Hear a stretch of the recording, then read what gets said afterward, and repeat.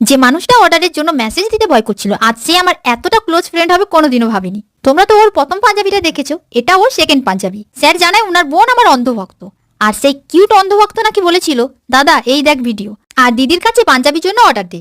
আর ছেলে আমাদের লজ্জাপতি লতা কিছুদিন পর ভয়ে ভয়ে অর্ডার দেয়। আমাকে দেখে কোনো মানুষ ভয় পায়, ভাবা যায়।